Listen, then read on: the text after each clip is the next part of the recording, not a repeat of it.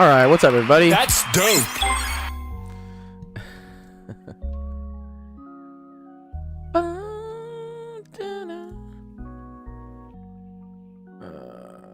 Entire screen. Yeah, share the screen.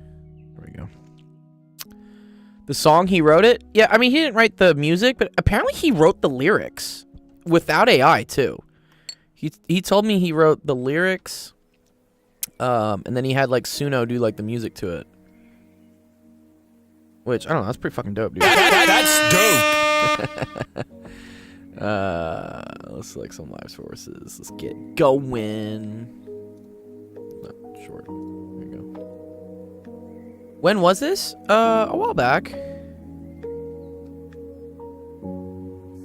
What's up, Mistral? What's up? I'm so worried even though I did all the homeworks. Why are you worried? Don't be worried. Didn't you do well in the last couple of exams, Mikius? What's up, Brady?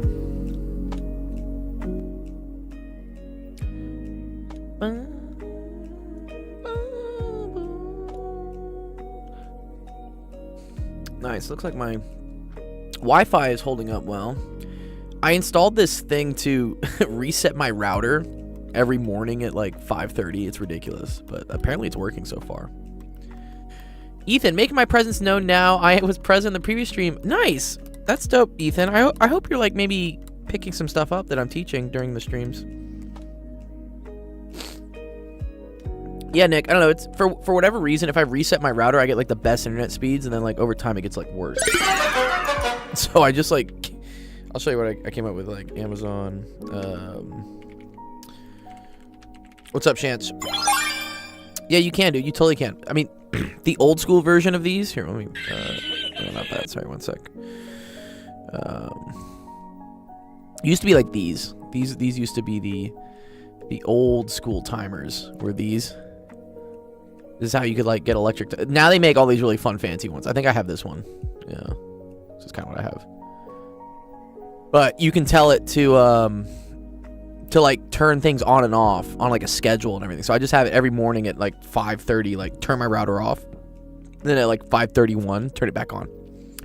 And for whatever reason, I think it resets the towers that my antenna like searches for, and it just finds the best ones. And then like my internet's great all day. It's kind of silly that like, I don't know, that's the solution I had to come up with. Seb says, Dr. G, upon looking at the solutions for the midterm, I feel better.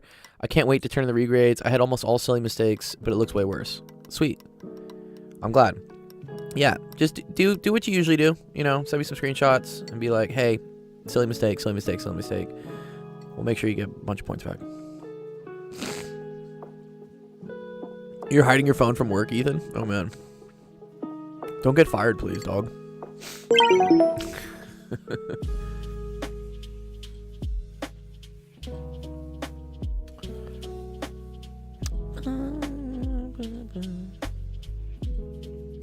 How do you make it reset your router, though? Well, I just have the power cord to my router hooked up to it. So it just literally cuts the power to my router, and then it turns it back on. Yeah, the shunt resistor? Sure, we can go with that. Let me pull up that part of the book.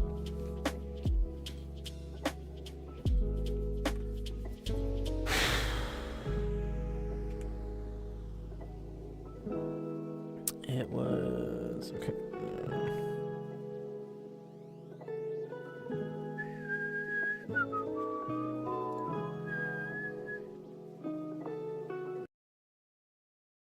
Oh, I got rid of my music. Nope, didn't mean to do that.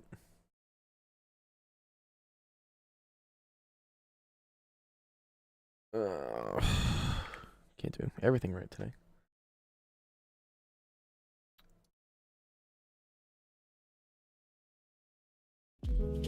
Okay, now we're back.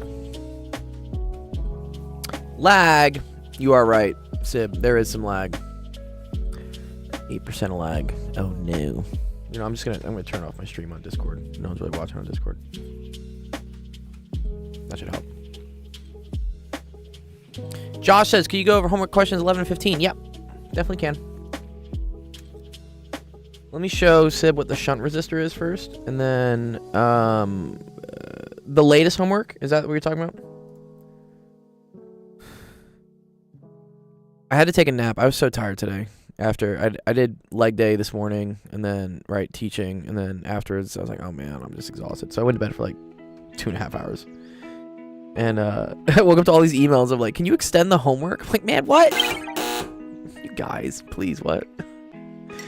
Like, can you extend it by a couple minutes? Like, why didn't you do it a couple minutes early then? I don't know.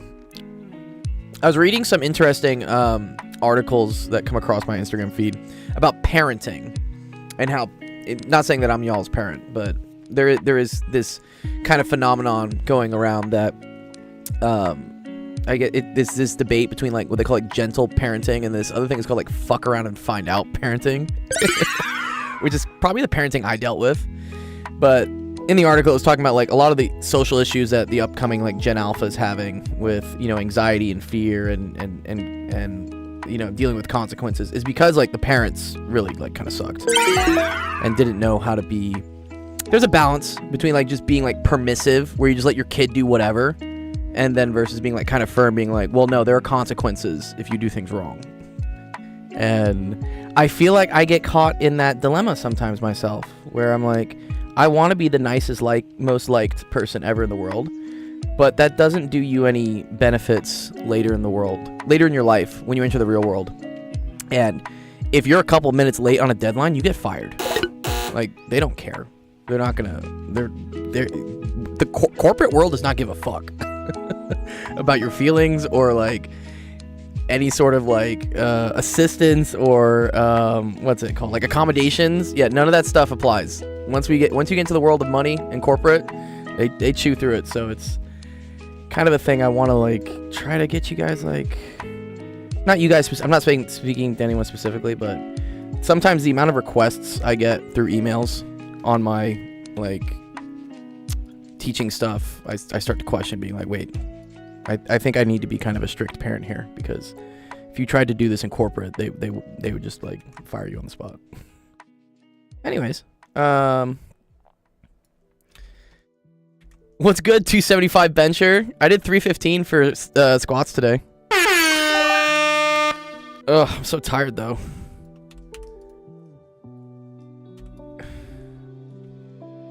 Okay, here we're gonna talk about this stuff. Okay.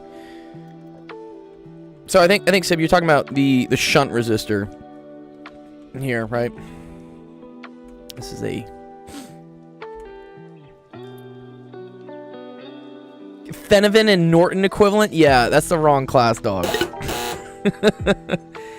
Yeah, what HHH is talking about, that's a high level like circuit analysis course. I've done it. It's cool. All that stuff ever is, like node analysis, mesh analysis, Phenovin, whatever, those are all just hacks that allow you to do Kirchhoff's loop laws and junction laws in like more interesting or easier ways. Nick says, it's like when you help a caterpillar come out of its cocoon. It's very harmful for it, because if you help it, it won't be strong enough to survive. I think I had this, you read this somewhere, not sure it's real. That's a true thing with animals, for sure. Yeah, like if you ever like see like a baby bird or something and you try to help it, then it's like the mom like rejects it later because it smells human, and it says like, surprise, motherfucker. I'm not taking you back. Okay, one sec. I need this music to go down. It's a little too loud.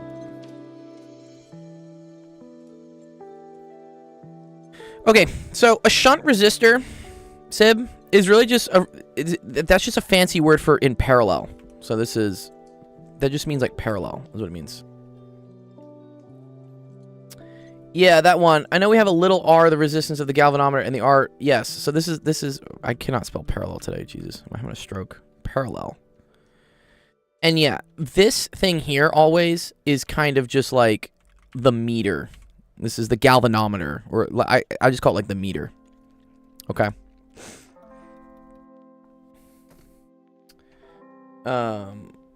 Wait one sec. I need to make sure this is working.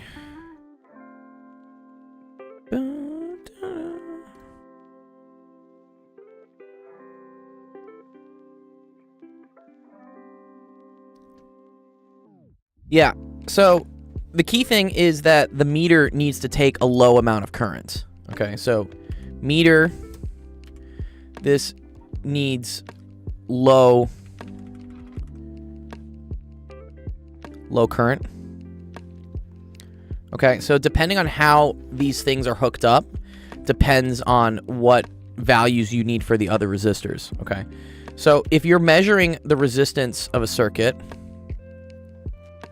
where let's say you have just a simple battery and a resistor, and you're trying to measure what the resistance of this thing is. Let's say, for instance, you use a voltmeter. You should know that to connect a voltmeter up to this, I need to do this in parallel. Okay?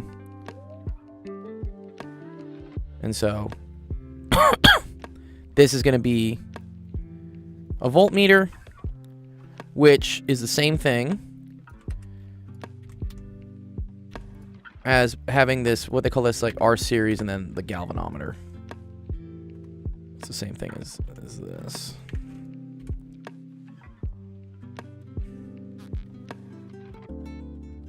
And then G. This small thing here, so this just means the internal resistance of the galvanometer, because the galvanometer is made out of wire, but that resistance is assumed to be really, really small anyways, so you don't really need to deal with it. What's your deadlift, bro? I don't do deadlift. Once you're over 30, you should stop doing deadlifts. They're not worth the risk. The risk is not worth the reward. You get injured way too quickly with it. Okay. So, if I have a regular circuit here, and I'm trying to measure the voltage, and then this is in parallel, right? I don't want to disturb the overall resistance of this circuit. So, hooking this up in parallel, I need this to have very high resistance. Okay? The reason for that is it's going to make sure that most of the current still flows through the circuit as normal, right? Because if this is very, very high resistance, the current does not want to go this way. Current always looks for like the easiest path. And also what that ensures is that if there is going to be a small amount of current that goes through this leg, and that means only a small amount of current is going to get to your meter, to the galvanometer, and also whatever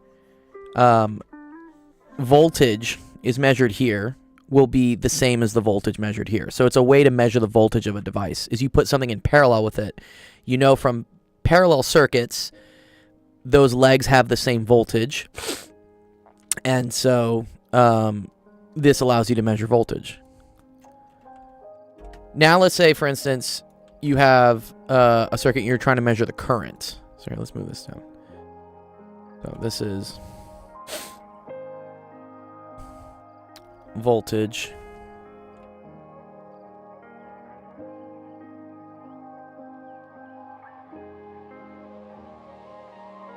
And then here we go. This let's use a different color. Yeah, let's use red. Let's use red for the current. So measuring current.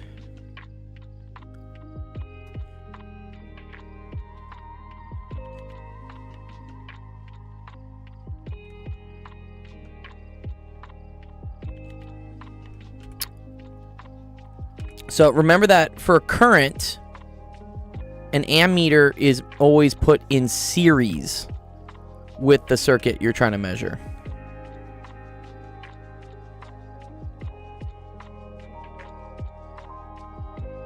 How can it have the same voltage? Okay, good.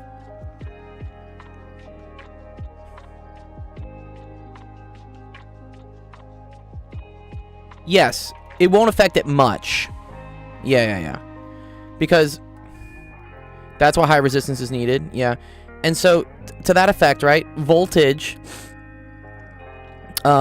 between like two spots. If the voltage between here and here has to be the same as the voltage between here and here, because they're the same, it's the same node, it's the same spot you're measuring potential about. Imagine like, I don't know, something's like hot here and something's cold here. Well, the hot versus cold across this is the same as the hot versus cold across this. Because it's the same, it's the same point. If you want to see that with, again, why that doesn't affect the circuit, let's say this has a resistance R1 and that's R serial, you know. So usually, let's just say this is just V naught. What's up, Amelia? We would just have that V0 is equal to, let's say, like I0 R1. Okay, so the amount of current being measured, I0, is just equal to V0 over R1. Cool. Now let's say we put in the voltmeter.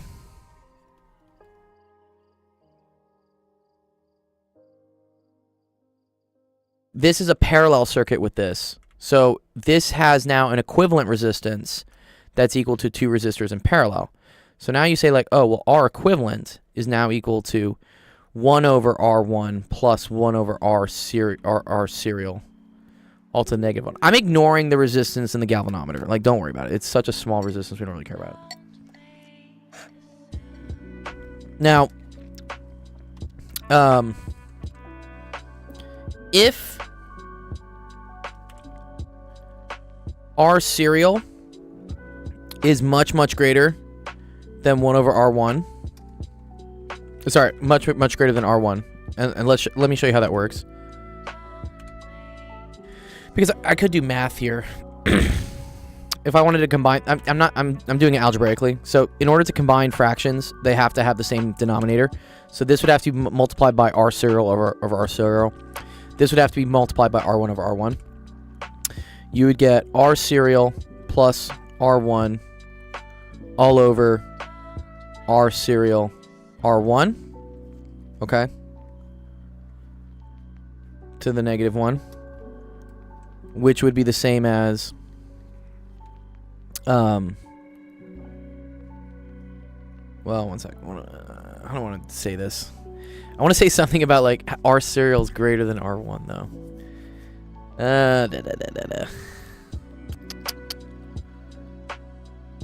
Oh, okay. One sec.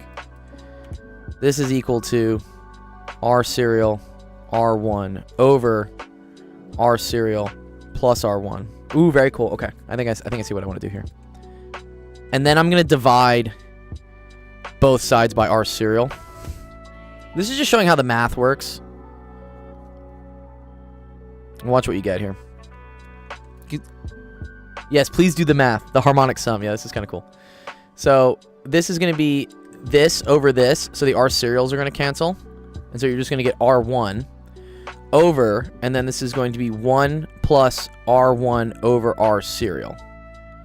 Right? Because this is going to cancel this one. And then you're just going to get R1 over R serial. Well, you're just going to get 1, and then it's going to be plus R1 over R serial. Okay, cool. So this is also equal to R equivalent. Just another way to write it. We're just doing like some fancy algebraic manipulation. So here's the cool thing. If R serial is much greater than R1, then R1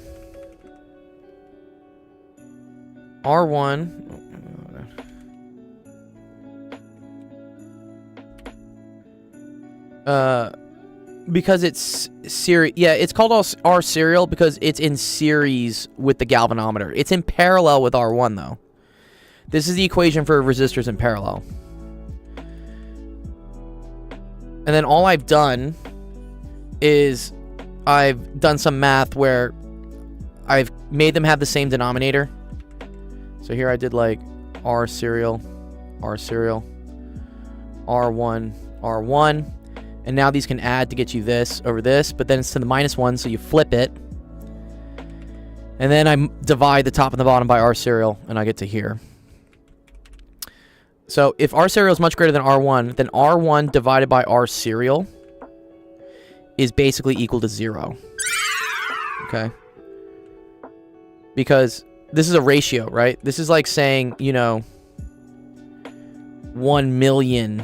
right, is greater than like 10. So if I do R1, which is 10, over R serial, 1 million, that's basically 0, right? Because it's like That's 100,000. Sorry, actually, it's very small. And so this is something in physics you want to get very comfortable with this. In physics, this is why math people hate us. We use a lot of approximations.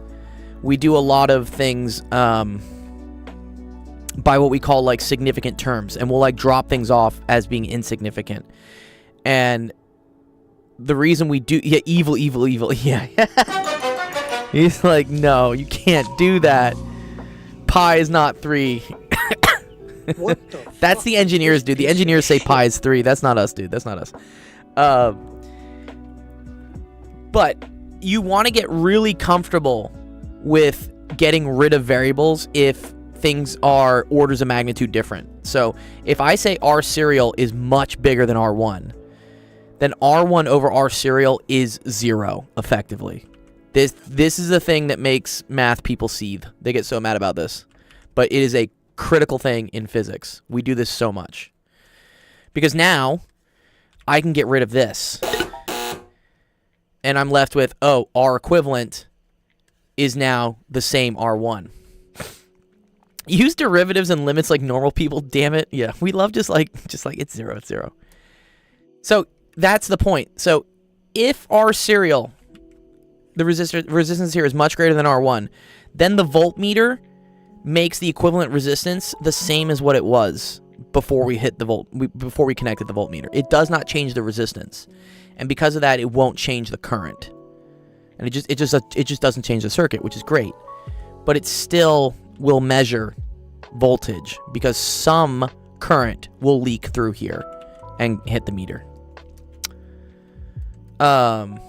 It's pretty cool. Yeah, I think it's, yeah, Nick, it's super fucking wicked.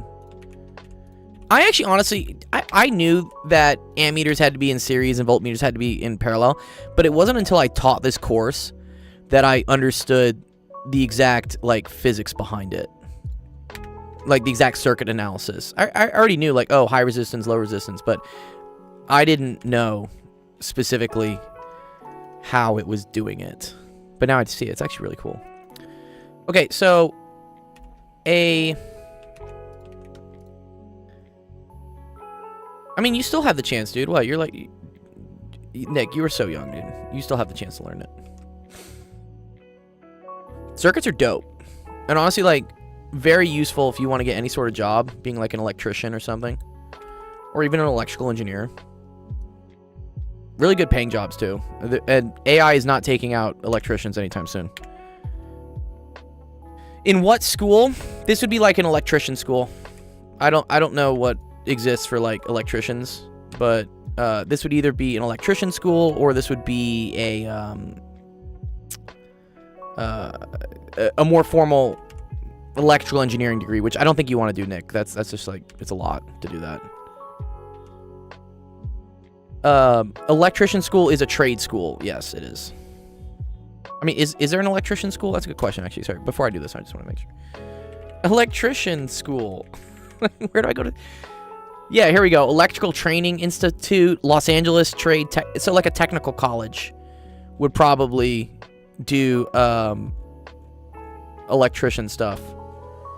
And you probably need to know a little bit about circuits. I guarantee you learn about how an ammeter and an ohmmeter works. And the advantage of that is, Nick, for you, is that you don't need to know calculus to do this stuff. If you start going into like electrical engineering, then we got to start writing calculus equations for this. You just read about ammeters and voltmeters today? How awesome it even helped you. Imagine how much I'm learning. I know, you're all seeing this for the first time. I understood how ammeters and voltmeters needed to be placed. I didn't understand the physics of, like, why. Or it was just never taught to me. Until, like, I taught it to you guys. And I was like, alright, sick. Okay. So, if you have an ammeter, in this case, you want the shunt resistance to be very low. This one, we want this to have a very low resistance. Okay. Such that now most of the current does run through here. Okay. So we would say, like, It's kind of like, it's very analogous to the voltmeter. So this is like most, and then this is like less current.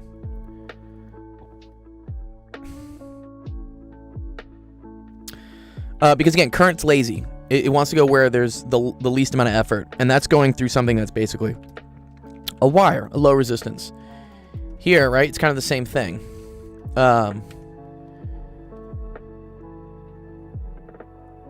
Here we say like most of the current. Maybe we can make this like kind of small. So most current flows as usual. And then less current flows into your meter. And the same thing happens here. So here, current decides to keep going the way it usually goes because the other path sucks. Like, it's really, really difficult, right? Here, with an ammeter, current decides to go the regular way and not through the meter. Not because it sucks here, but because it's really easy to go this way. It's kind of like the carrot and the stick. It's kind of funny here. This is kind of like the stick. Current's like, nah, dog, I don't want to go there. That has way too much resistance. So it goes the regular way, and a little bit goes to the meter. Here, it sees this as like the carrot. It's like, oh, well, this is really easy. Let me go this way, and I won't go this way because this has relatively more resistance than the regular way. In the lab, I've done electroporation, deliver nucleic acids into this. Yeah, like electrophoresis. That's another one. In any sort of biolab, you would do that. Yeah. So yeah. So if this is low resistance, right, and this is now in series with your regular circuit, right, an ammeter is in series. You know, right, that R equivalent is going to be equal to then R shunt. Or you could say like R of the ammeter. Plus, let's say, again, this was R1.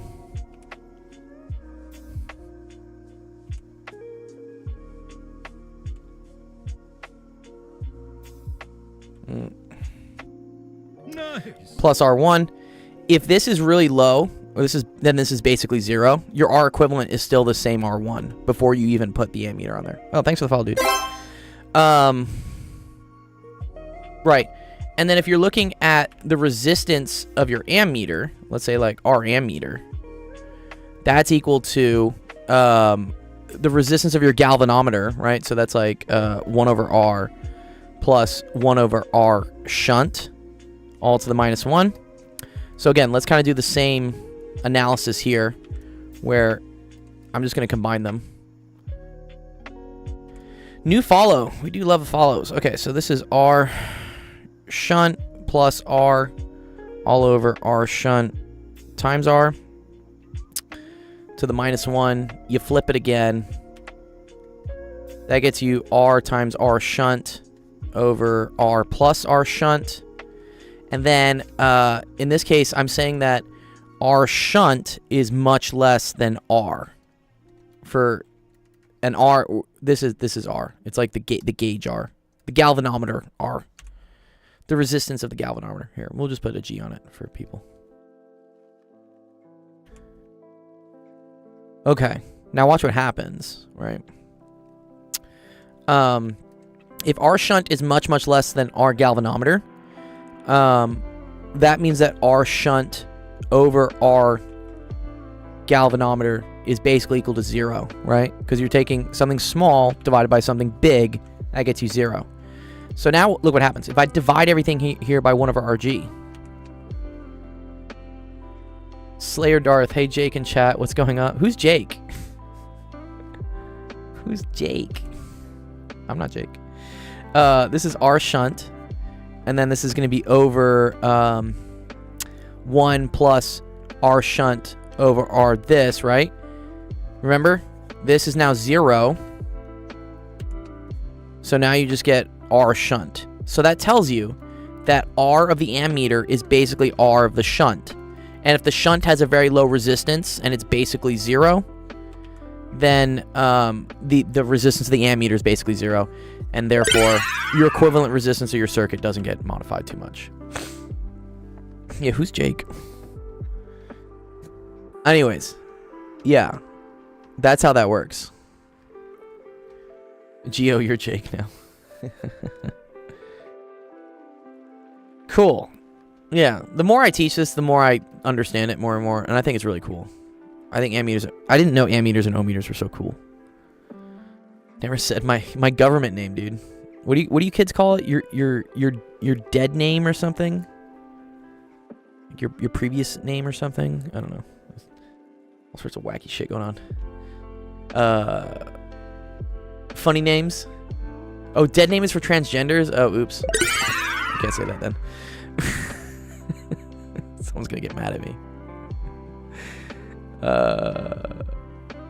Okay. All right. Cool. Sip. I hope that makes sense.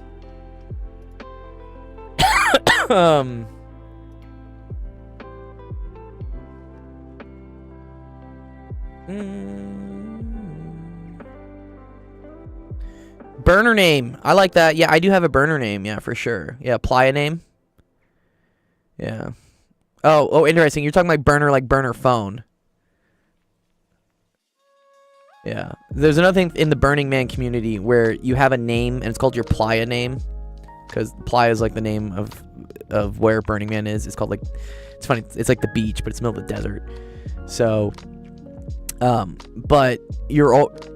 There are rules at Burning Man about like your name, your playa name, and it's that it can't be. You can't come up with your own name. It has to be given to you or gifted to you from someone else. So somebody else comes up with a name for you and they give it to you, and then like it's their gift. It's kind of funny.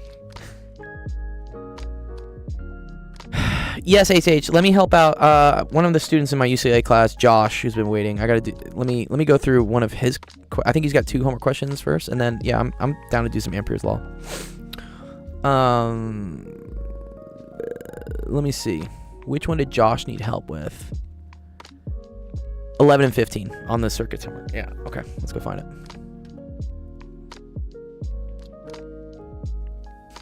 What if it's like penis? Some of them are, dude. Some of the names are like kind of weird. And yeah, that's your name then. You can always change it if you don't like it. Yeah, you don't have to accept it. That is the rule at Burning Man. You don't have to accept the name given to you, but you can't choose it for yourself. Like, you have to accept someone else giving you a name. I think someone gave me the name Dorado, which is like gold in Spanish. So I took it. I was like, cool, I'll take Dorado. And it changes like every year. Like, I gifted some names to people. One of the names I gifted was like Dr. Bluebug to one of my friends, because I was like, you're Dr. Bluebug. It's just kind of funny. Just wacky stuff.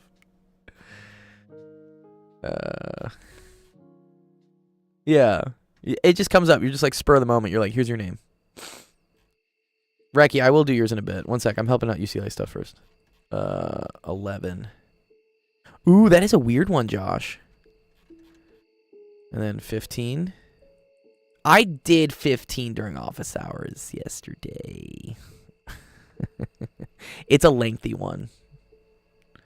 Yeah, I'll do 11 for you, Josh, but I'm going to point you to office hours for 15. I'm going to point you to yesterday's office hours for 15, because that one is pretty lengthy.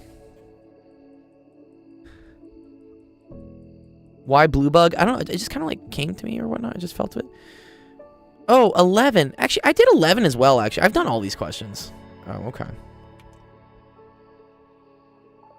Yeah, this was done during another office hours. Fuck. I didn't save the whiteboard for this one, did I?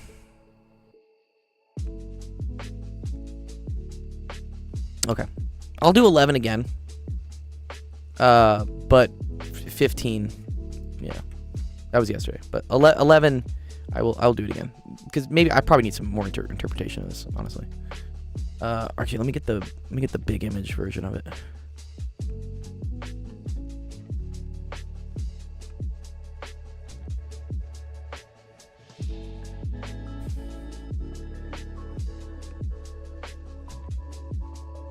Just go through the VOD. Yeah, I agree. That's actually the one thing I do like about teaching online, is that it's very easy because everything's recorded. everything is posted somewhere. I can always tell someone, hey, just like go check this out. But when I teach in person and I have office hours in my office, it's not really being recorded, or maybe I should record it. So it would get kind of annoying that I would have like a student come in and ask a question. I'm like, cool, here, we did it. And then another student would come in late and ask the exact same question. I'd be like, oh man, like we got to redo it all over again. VOD is video on demand. That's what it stands for. Okay. So, in this one, the good thing to, let's think how I wanted to analyze this. Yes, I remember how I want to analyze this. I do this. I always draw stuff like this, man. And I draw like kind of like a direction of current. Okay. And then this is the negative end, which is always going to have current coming back. Okay. Okay. So then there's kind of like some questions about like what's happening here. Yeah, this is like the mess. Okay. So first off, I know I can make D and E as resistors in series because they're literally right next to each other, right? You see how the end here, they're right next to each other. It looks like it goes all in this in the question is like where the current goes here. I'm pretty sure what happens is I want to say it goes like this and then this like comes back into here. But we got to see first. Okay. So D and E are in series. So you have RDE is equal to RD plus RE. And that's going to be equal to 12, right? Based on this. It's 12 ohms. Okay. So now redraw our picture. Grab this.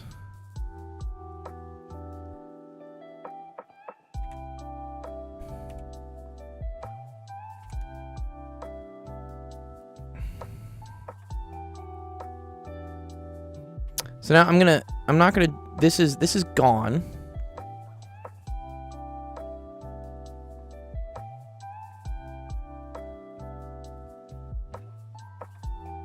What's up, Monkey Man? And we have now replaced this with a new resistor. RDE. Okay. Notice that RDE and RC and RB are all in parallel. It does sometimes, Nick, so we'll see. So all three of these things are in parallel because the top ends of all of them meet at the same point, right? Okay. This all meets with this, meets with this, meets with this. And then the bottom ends all meet with each other. Yes, you're right, Nick. That can happen. That's like competing currents. Yeah. So this is going to be called RBCDE. Wait, is that the symbol for resistor? Is that the same thing as rectangle? They do mean different thing. Oh, I see. No, you're referring to like this. Yeah, I believe this is also resistor. But this is kind of the more accepted version, I think. So RBCDE, BCDE, that's equal to 1 over RB plus 1 over RC plus 1 over RDE, all to the minus 1. Which, B is 4, C is 6. So that's 1/4 plus 1/6 plus 1/12. So that's going to be 3/12, 2/12. So that's 6/12 to the negative 1. So that's going to be equal to 2. Cool.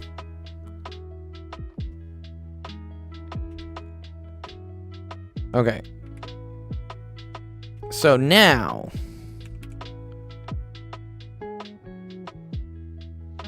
rheostat? Rheostat's this. This is a rheostat. Variable resistor, yeah. Alright, so now we're gonna get rid of all this. This all goes away.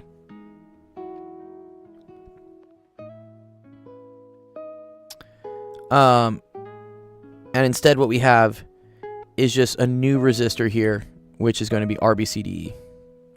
So all of these things like collapsed into each other, kind of like an accordion, and just became a single resistor here. So now this is RBCDE. Okay, now this is pretty cool. You should be able to see like kind of how current's running here, right? Because current's going to go this way. And then from here, right? Current's still... Here, let me do like the in-betweens, right? Current from here still wants to go this way. So that's this way. So that's this way. And actually, sorry. Let me make this the light blue one. So that's this. Where here, current is moving this way, which means it's going to move that way, and it's going to move that way. Now everything looks consistent, right? See how, like, current is starting here. It's moving this way, and then it's splitting between these two. Well, here's the cool thing, right? Now RBCDE and RF are in series because they're close to each other. Yes. Yes, great, Nick. You're getting it. You see it, man. Yeah, that's great. Yeah, exactly. So now this right here becomes RBCDEF. Or, yeah, we could say FBCDEF or whatever. FBCDE. That works as well. So that's equal to RBCDE plus RF. So that's going to be 2 plus 14. So that's going to be 16.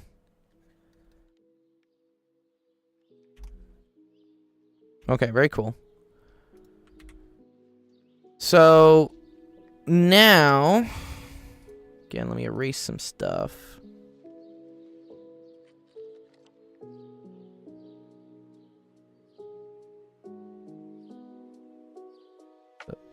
This is going to go away.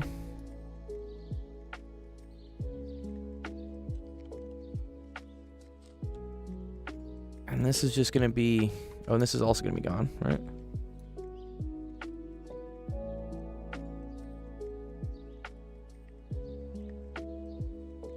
So let's see if you can see the next thing, right? So now...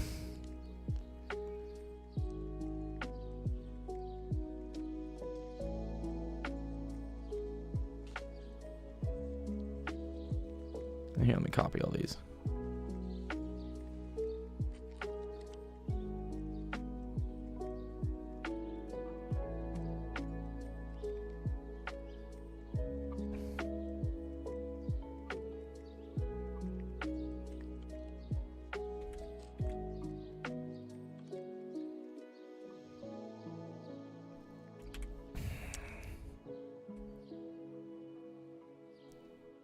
Yes, because they all go through F, yeah.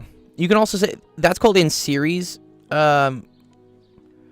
Nick, because they like follow each other in a line. It's like, it's called serial. It's like, yeah, straight through a line.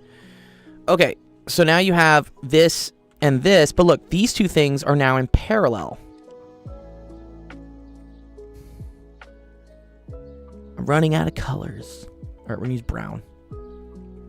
Yeah, so now, since these two things have the same starting point and the same ending point, these are in parallel.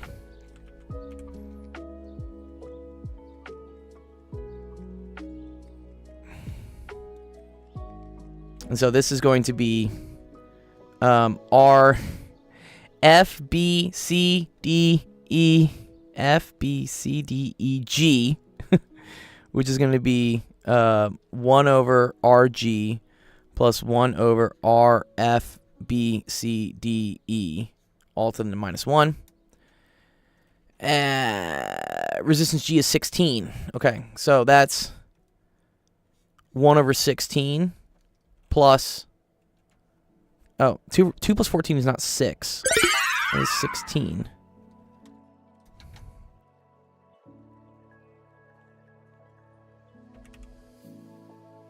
Oh, nice. Plus 1 over 16. This actually comes out to be really nice. So that's going to equal 2 over 16 to the negative 1, which is 16 over 2. So this is going to equal 8. Nice. Okay, cool.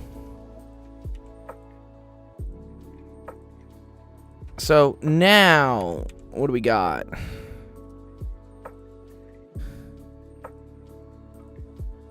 So now this is all gone. This is gone. This whole thing is gone.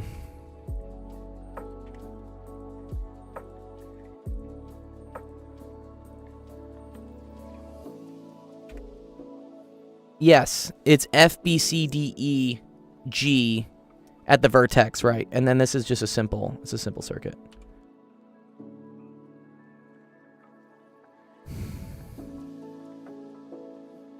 So now this is gone.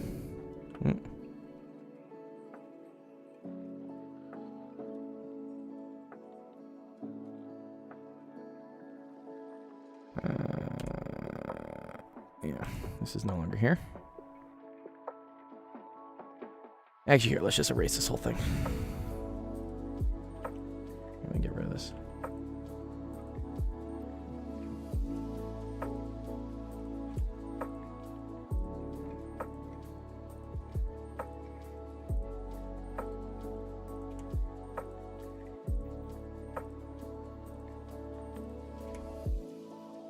Or no, this was a brown color.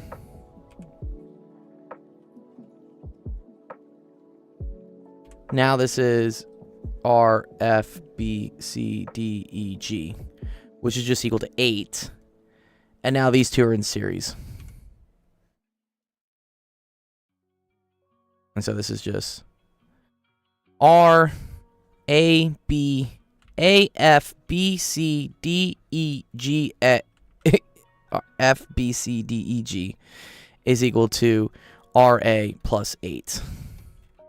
No, it's not stupid questions. No, it's great. I'm glad you're following along with this, Nick. Really cool. Let me make this. This is actually a really cool diagram I made for this one.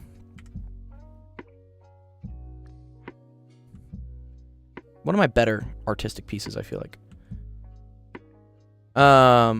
So RA is 11.5. Oh, fuck. So this equals to 11.5 plus 8, which is equal to 19.5 ohms. And then the question's asking for the single equivalent. Yeah, so it should be just 19.5. Nice. That's how you do that one. Yes, art is becoming better. This is really cool, like how we did this. Nice. Okay. Josh, does that make sense to you? Yeah? Hopefully? Yeah?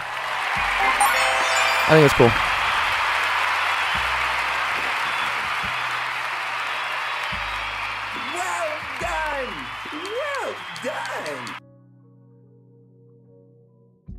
Sonny, what's up, Sonny? I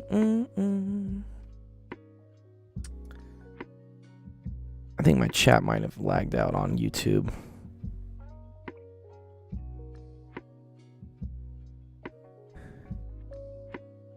Took me a minute to realize those resistors are in parallel. It works out very well in the end. It really does, yeah. Very cool.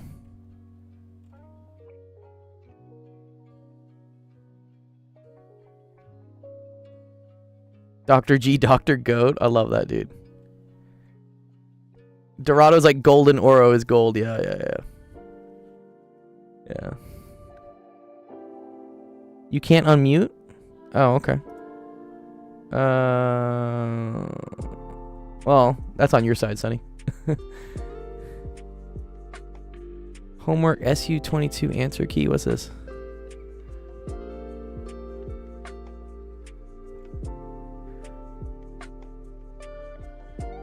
Ooh, convert using SI units. That's pretty cool, Sonny. What's this for? I see it. Could you work through problem 1? Sure.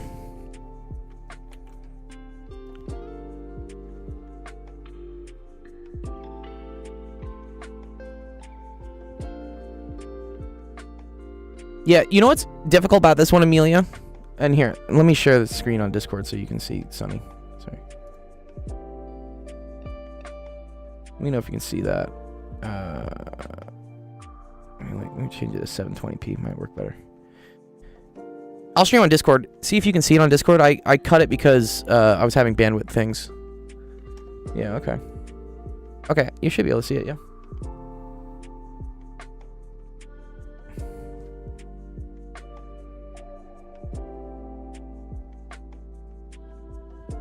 Okay, cool. Where did you get the 8 at the end? So the 8 came from this. So we know this whole thing here is 8. And then we added that to RA, which was 11.5. Because that was given all the way up here, Nick. Said, oh, RA is 11.5. This came from us putting this one and this one in parallel with each other. Which was 1/16 plus 1/16, and then inverted, which is 8. Okay, let me see. Convert to SI units. Ooh. What is this? Wait, what is this? Pound meters? Oh, in mass? Is that what it is?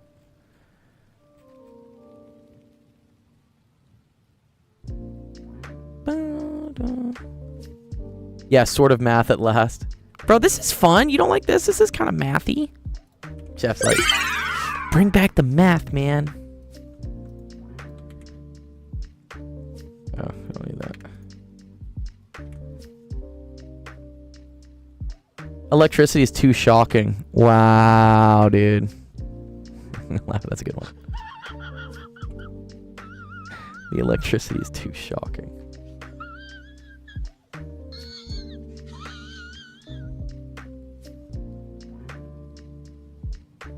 It makes sense to me, but on Kudu it says the answer is 36 ohms.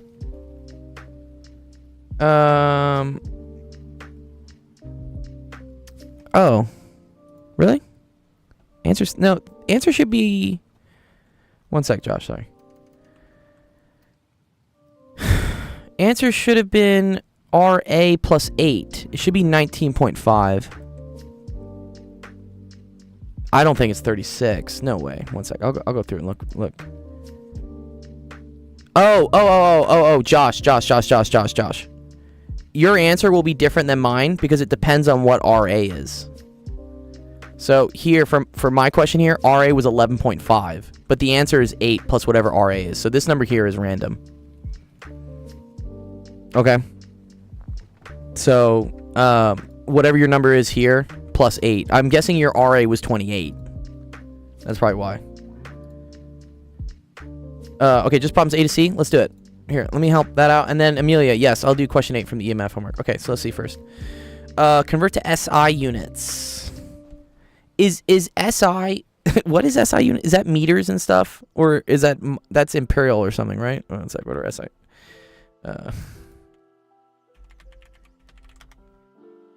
Yeah, meter, kilometer. Okay, cool, awesome. Metric system. Okay. I don't know what the tables are that you have, but I can kind of do my own things. So I think acres has a conversion to square miles. So acres is a unit of area. So I'm going to want to know meters squared equal to 640 acres. Yeah. So let me go with like square miles. I think that's like 1 acre. I think 1 acre is defined by square miles.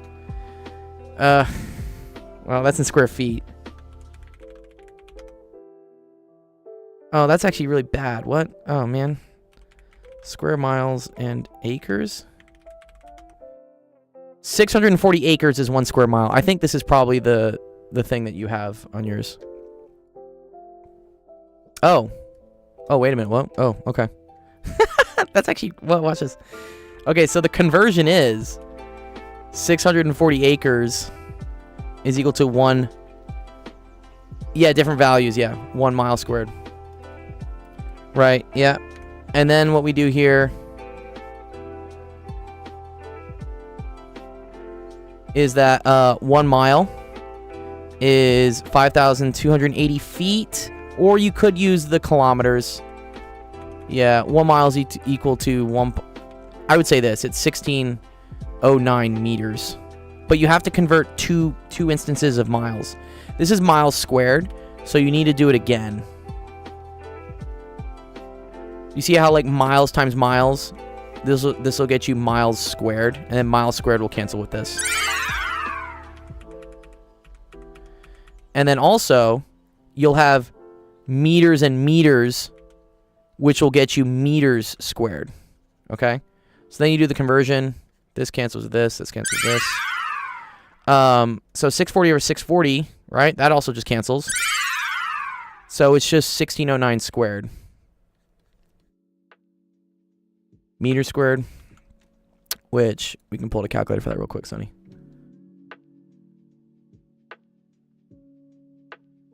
So that's 258,881. 258,881 square meters. But how many football fields is it? Ooh, that's a good question.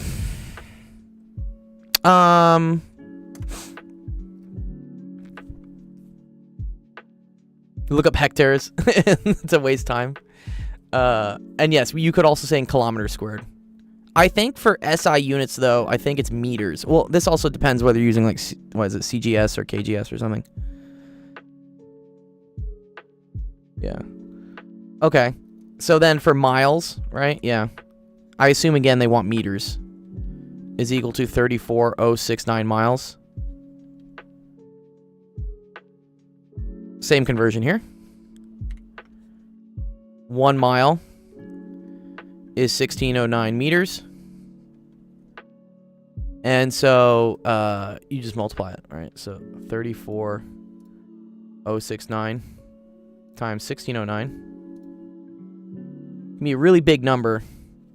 548, 170, 21 meters. Let's see on your solutions manual. You had a solutions manual you show me. So yeah, they did meters squared here. Mega miles. That's interesting. I wouldn't do mega miles usually. That's a kind of a weird unit to use. Just in regular engineering, we don't really say mega miles. If anything, you could convert this to scientific notation, right? So this is 1, 2, 3, 4, 5, 6, 7. So you'd say 5.48 times 10 to the 7 meters. That's the way I would really do it, right? And then this is, right? If you move the decimal over 7 places, then you have a times 10 to the 7 in the top. It is technically a valid unit, but yeah, it is almost never used. And then that's the same thing for this one. Again, this is kind of ugly. So you go 1, 2, 3, 4, 5. And so that's 2.58, or 59, I guess, times 10 to the 5 meters squared. Yeah, petameters. Yeah. Okay, gallons. Ooh, this is an interesting one. The unit for, I think, is liters, right? So I don't know how many liters is equal to 9405 gallons. I think there's a simple conversion for this. Is it 3.8 liters to a gallon? Yes, or cubic meters, correct. Yeah, that's a weird one. It's 1 cubic decimeter. The better one is that 1 milliliter is 1 cc, 1 cubic centimeter. That's the real one we like to use.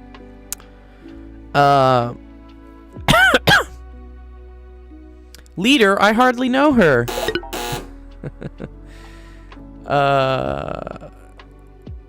Yeah, I don't know. I think this is one you can just kind of like use. Sorry. Let me bring my footpad up. Yeah.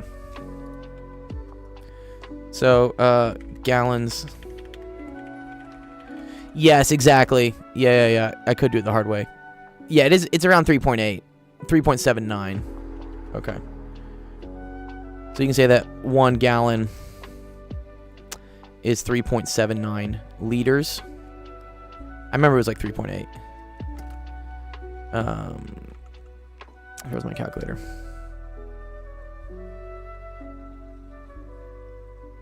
What's that YouTuber that says I hardly know her? That's kind of an old school meme, probably from further back than the internet, I would assume. So 35644.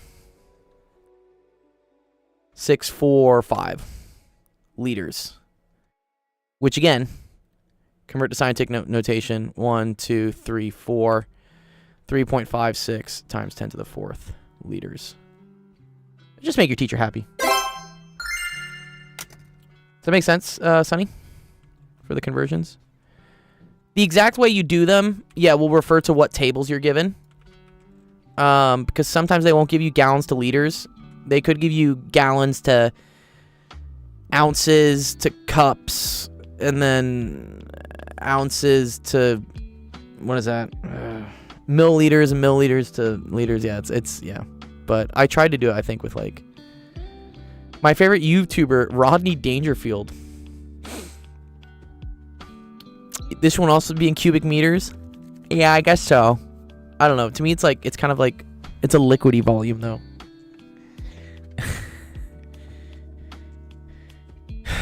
Okay, nice, good.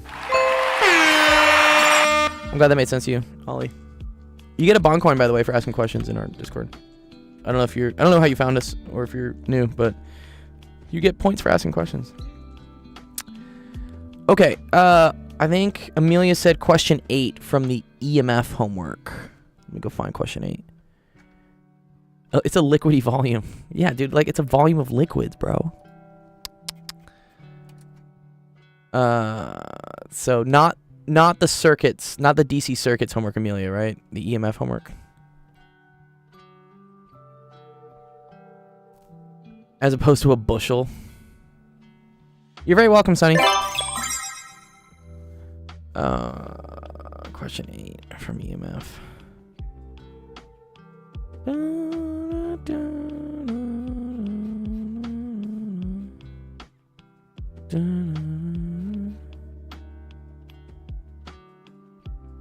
Question 8.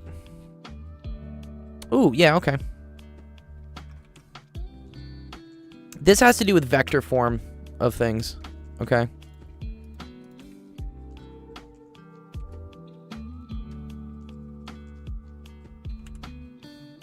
I technically did this in office hours last week, but I'll do it again. So, current density, J, I believe is equal to sigma E, which is equal to, you're okay. So it's 1 over the resistivity times the electric field. Okay. So you just need to determine what the electric field is to due to 2-point charges. So I have a sphere with radius A.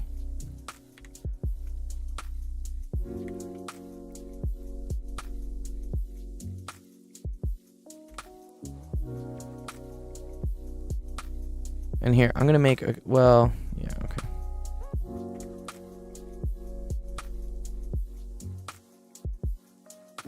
You don't like this question? This one's not bad. Why students probably don't like this one is because it's pretty heavy in the vector calculus land, or the vector math land of things.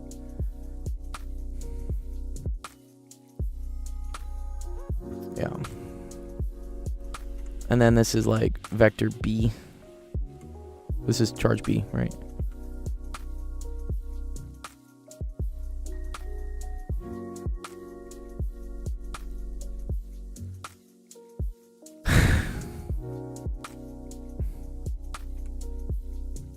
Okay. Yeah, the other thing they kind of messed up here is you need to you need to describe. Oh, okay. And okay.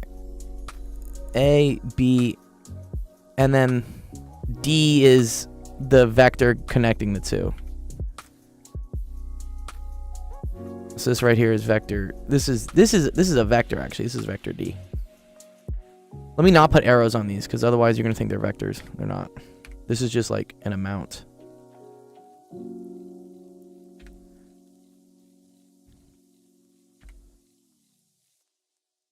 Here we could do like something like that. Well, whatever. Okay.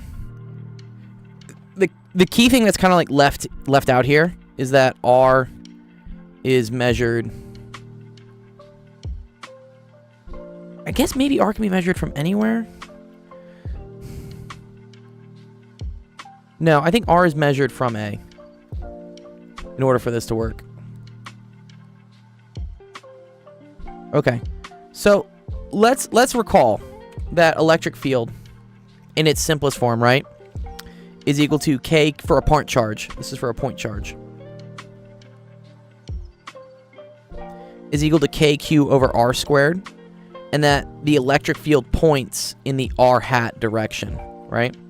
So if you have a point charge here, the electric field points outwards, assuming Q is positive, in what's called the R hat direction, which is just in spherical coordinates pointing outwards in the radius, right? Okay. Another way to write R hat, so R hat is a unit vector. So R hat, this is a unit vector of length 1.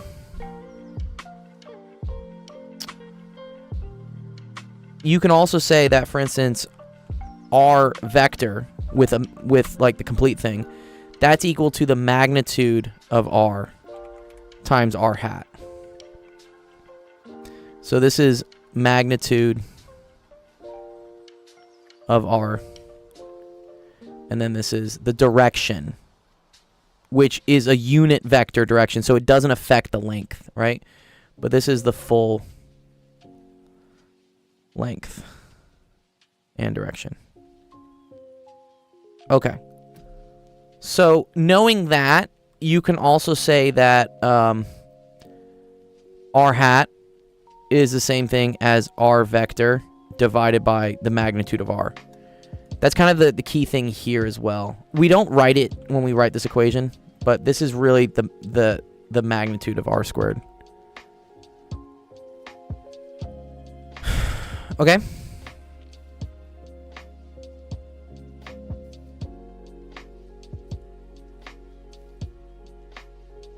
Or I think it's this. I think it's magnitude of R squared. Just make R positive. You can't have negative radii. Okay. So because of that, okay, because of this fact here,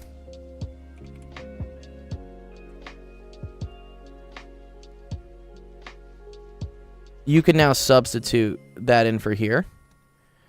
And you get that E is now equal to KQ.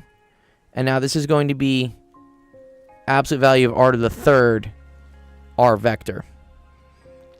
This is another way to write this. This is like the same. It's the same. So you can either write it as 1 over R squared R hat, or you can write it as 1 over R cubed R vector. Vector includes the magnitude. R hat just includes the direction. Does that make sense so far there, Amelia? Yeah.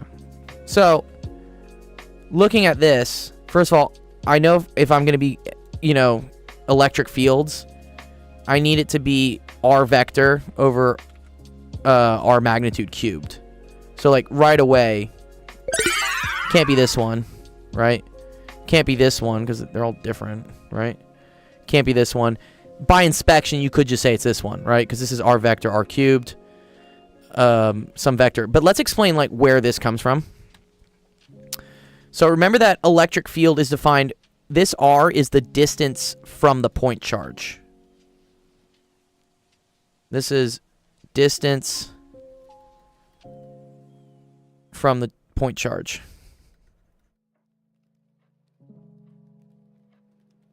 So if I'm measuring things, let's say I'm measuring my electric field from position A here. Let's make my coordinate system.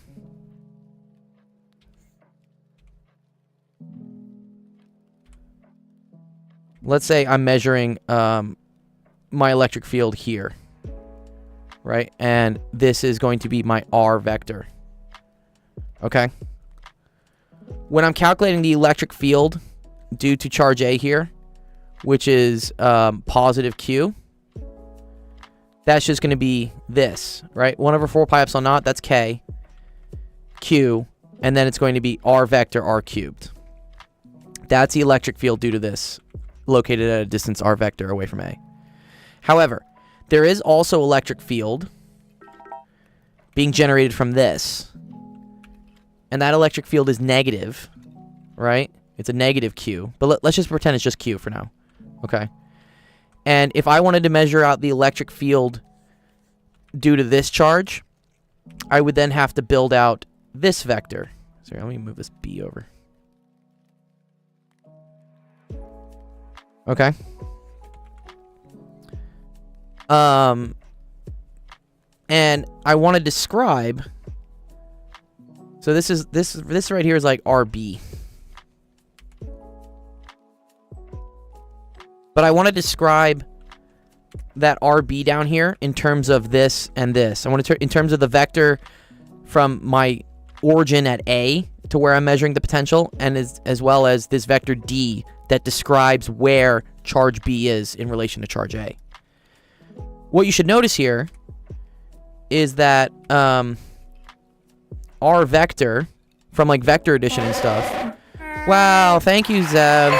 Look, there you go. There's your Prime notification. Good job. Professor Rossi, what's up, dude? This is equal to this vector plus this vector.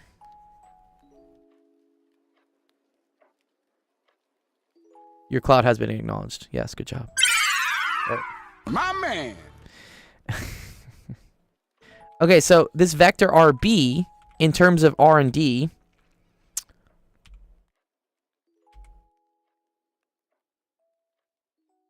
is now equal to R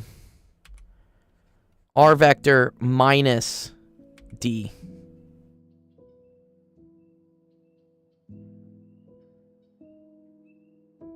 Okay. Holy Dr. 900 nanograms per deciliter is cooking right now. Dude, what? Okay. So then the E field due to B is equal to KQ, we would say RB cubed RB vector. But that's the same thing as KQ. RB is now R vector minus D vector over R minus D cubed. And then the last thing you have to remember is that this is negative because we said that charge the B sphere has minus Q on it. So that's going to flip the sign of this, right? Because A minus B is the same thing as negative B minus A. And so you're going to get K, Q, D vector minus R vector over R minus D cubed. Okay. And that's why this right here is D minus R, 1 over R minus D cubed. Does that make sense? Yeah, they left some information out here. Should say that R vector is measured from A. Yeah, that makes a lot more sense. Nice. Awesome. I'm going to actually go in and edit that question. The question needs to be edited.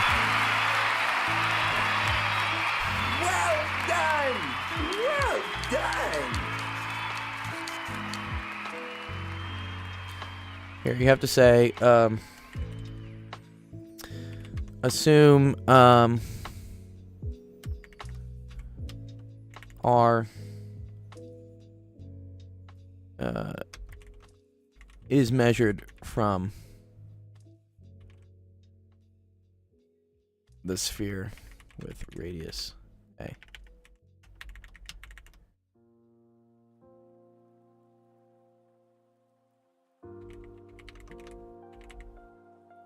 Maybe it's not needed. I wonder if it's not.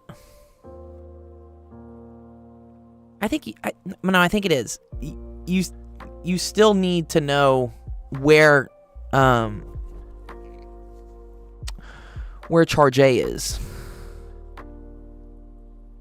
Because if, for instance, you were measuring, let's say you're measuring the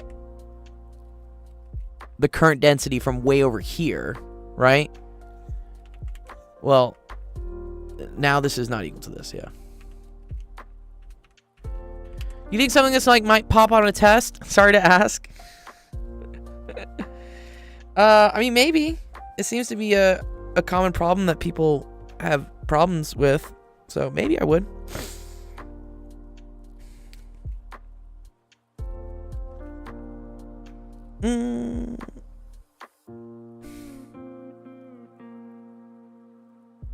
Whenever you ask that question in office hours and I look back at the recording, I'm like, thank you, Sibley. Sibley's doing the class some favors.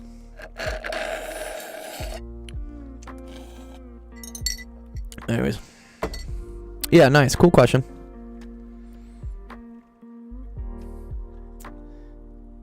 Okay.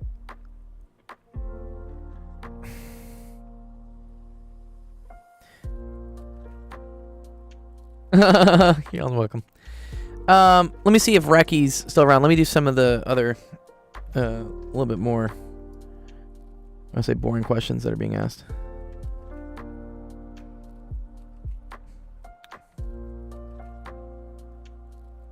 Let's hear it. Let's do yours, Recky.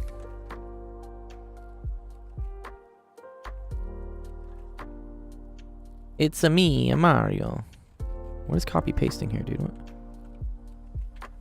It's a me, a Recky. Okay, here we go. Jeff's gonna be so happy we're doing math again. Jeff, are you happy, man? We're doing math. Look, it's math. It's also getting hot in my studio right now. Okay. What are the degree, type, leading coefficient, and constant term of each polynomial function? So degree refers to the highest exponent.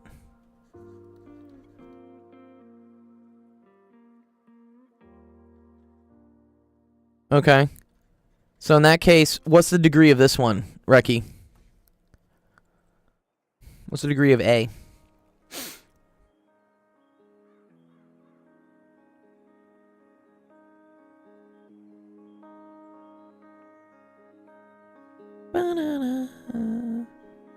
Zev, how do you have the hype train emoji next to you? What hype train were you in recently?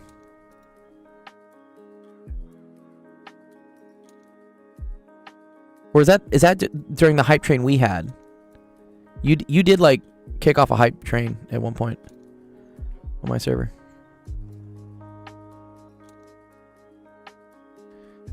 Yeah, the degree here is 1. Yeah, good. Yes.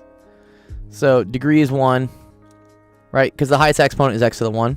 Here degree is 2, degree is 4, degree is 3, degree is 5. What's the degree on this last one?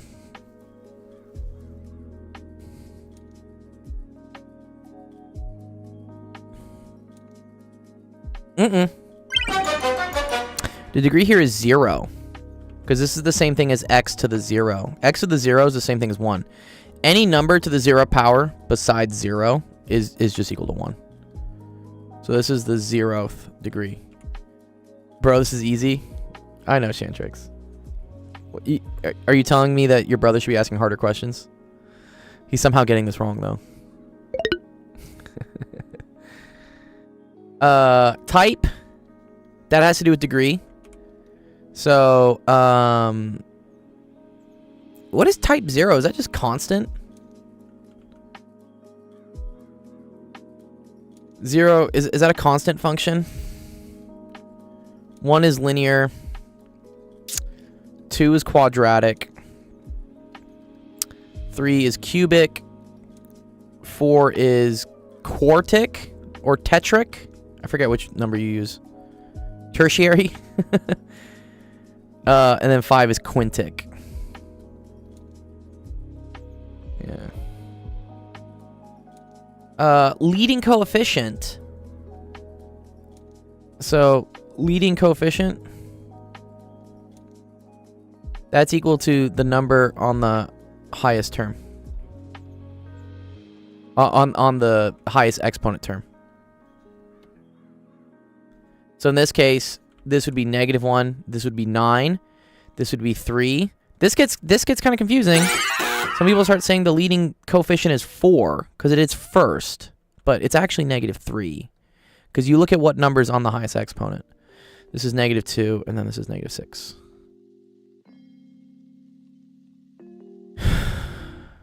Okay. The constant term, that's just whatever, I guess, is not having an exponent on it. So constant term would be 3.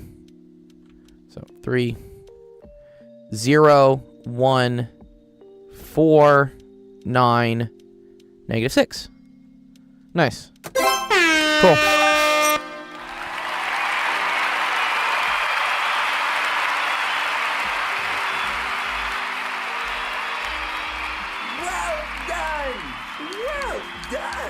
You're welcome, dude. You're welcome, dude. Okay. Equity, are you around? I see you dropped the question about 20 minutes ago. Sir Bob Ross's. He's asking about vectors, it looks like, actually.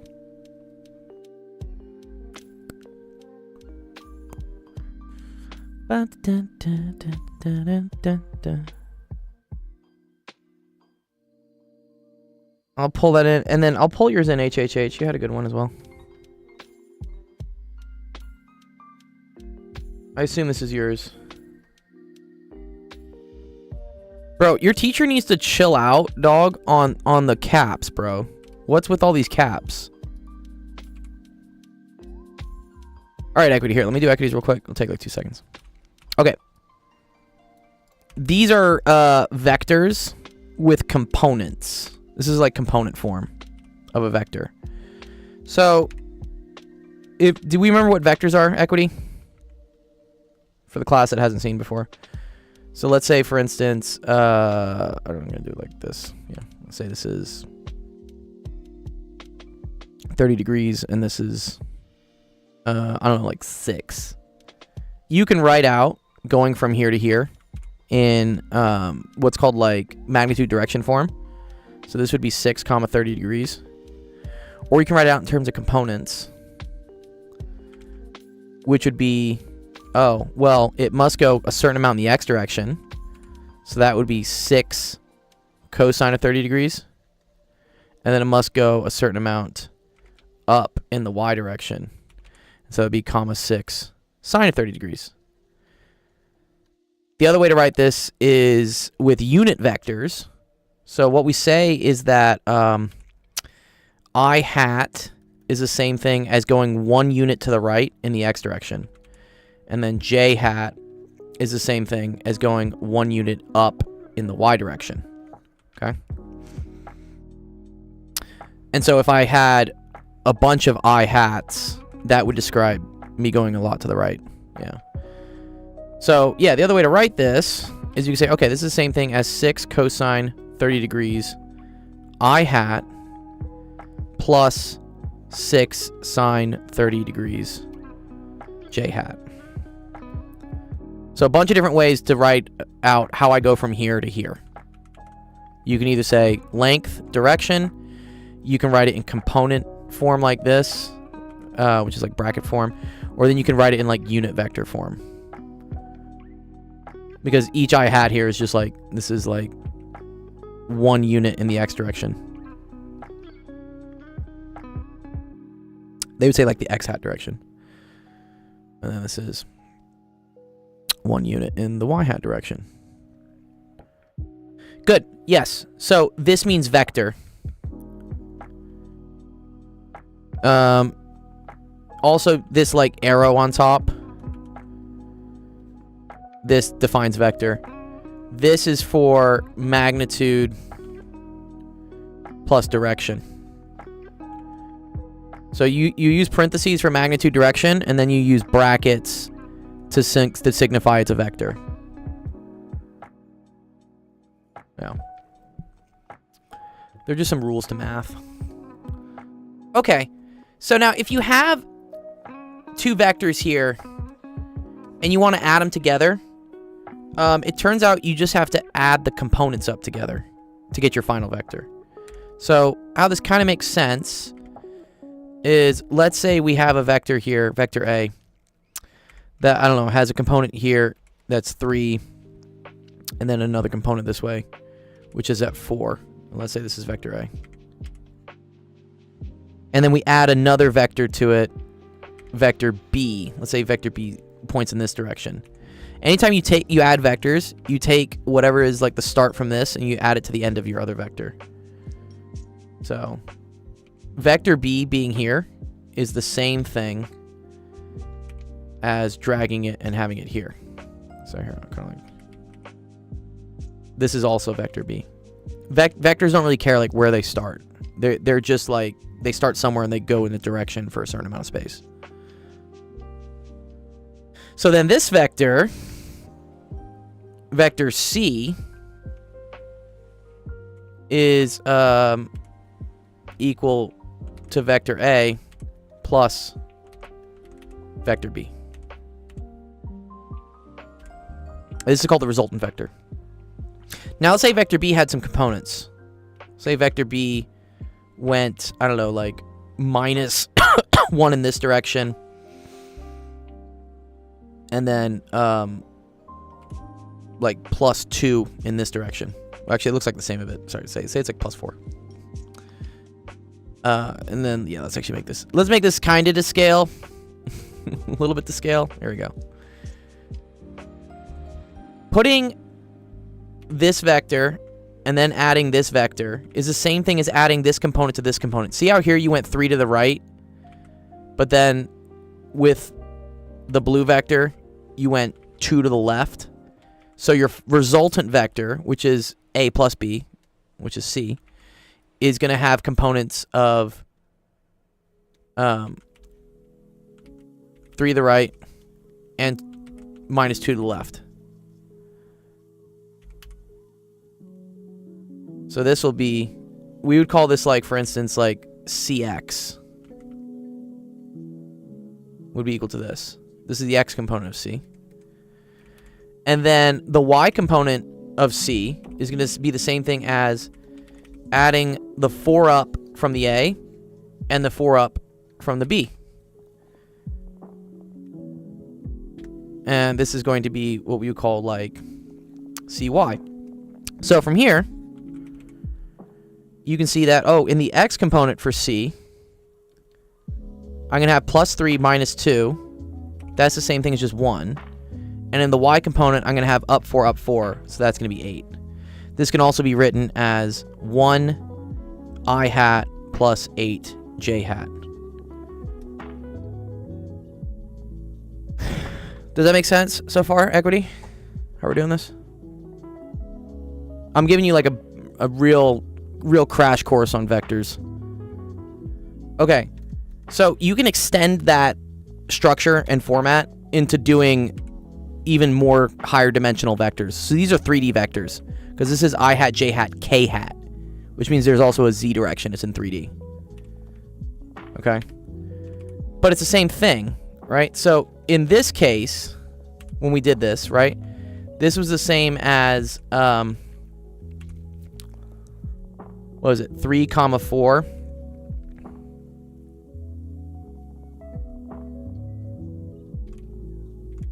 plus minus 2, 4. And notice how we just like grouped the numbers, and this gave us 1, 8 as vector C.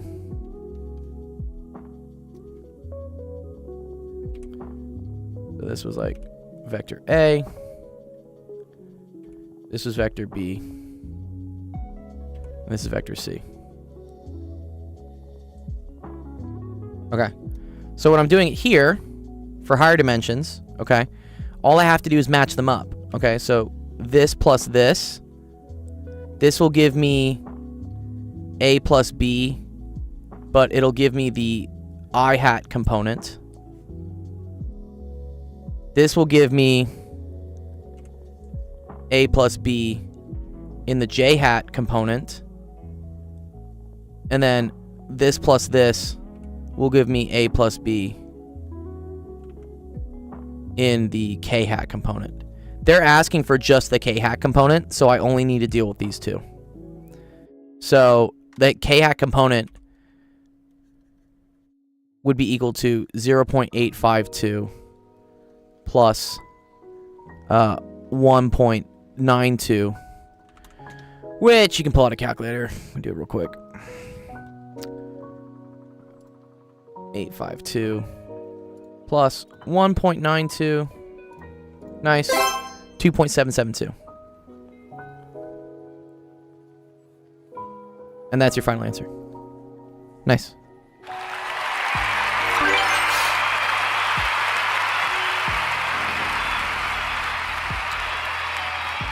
Well done!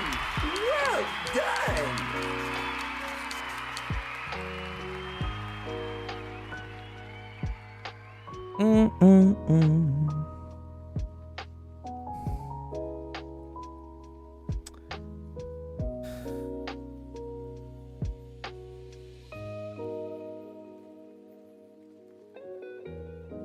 Okay, nice. Good stuff. HHH, you want me to do this one? This one actually, dude, what is with your teacher with the all caps dog? All caps needs to chill.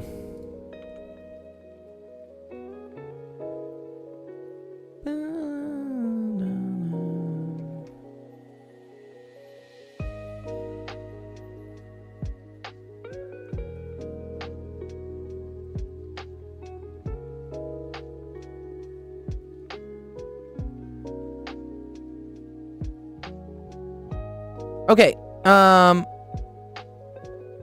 let's see this one. This is kind of also called, when are you going to announce the CUDA challenge?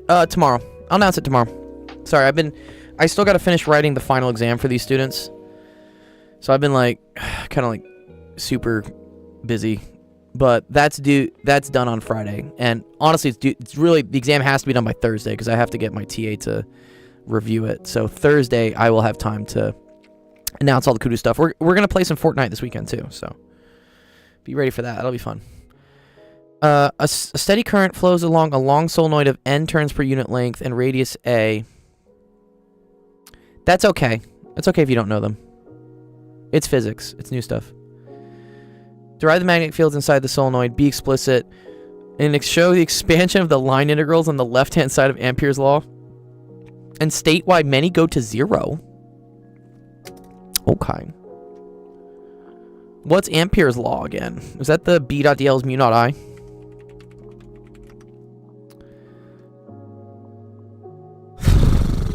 Oh, it is. Yeah, okay, cool. Line integral. Yeah, okay, well, here's like a... And if y'all are watching from my 1B class, this is what you're going to have to do in 1C. Mm-hmm.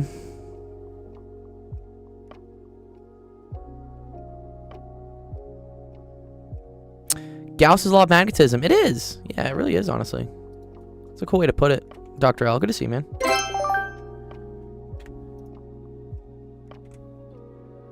Tears.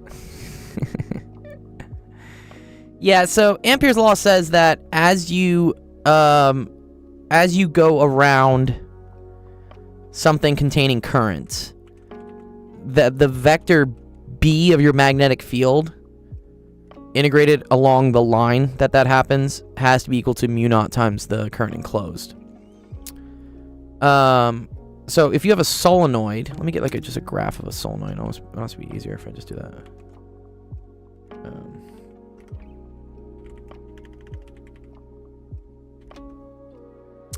Solenoid diagram, and it's probably gonna, yeah, I need something like this. Oh, cool. I actually really like this. This is great. There we go. Okay, this is a solenoid. Yes. If you look at like each individual each individual coil, right? You have a current, which looks like this. This is like this part of the wire. And that's creating a B field that points like into the page. All right. So, and then they say N turns per unit length, radius A. Cool. Show the expansion of line integrals on the left-hand side of Ampere's law. Explain why many go to zero. Why did many go to zero? I don't think many go to zero. What? False. What do the many go to zero?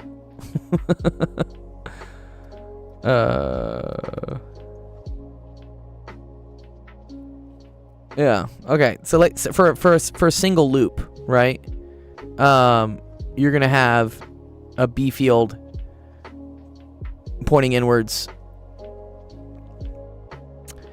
and that happens over a certain like radius too. Oh, okay. Yeah. Okay. Cool. So B at the center of like a single loop.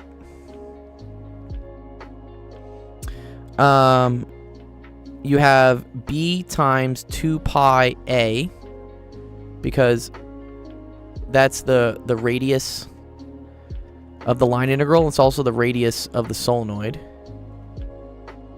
Has to be equal to mu naught over mu naught I enclosed.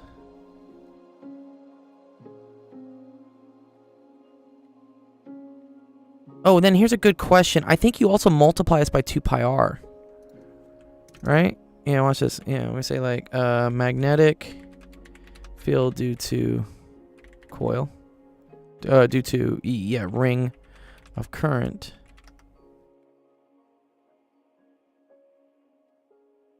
Well, this is the crazy way. This is doing it in 3 dimensions, but we can just say it like the center. Yeah. Amelia, this is what I talk about with 1C. This is the Biot-Savart law. You have to start using cross products in order to figure out magnetic field. Let me just say like the ring is at the center.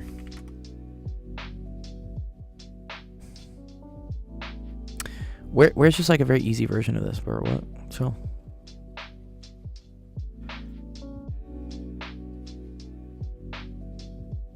Or I guess you could do it from here. Dude, they need to fix... Hyperphysics needs to fix their SSH or whatever.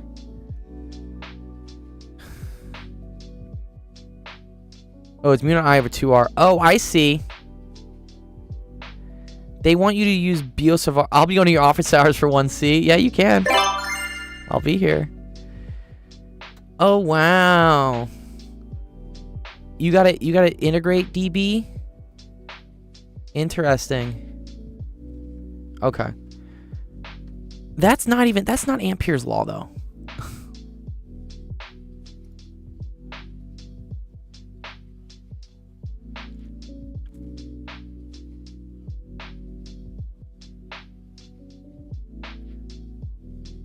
Or maybe they're doing this. They might be doing...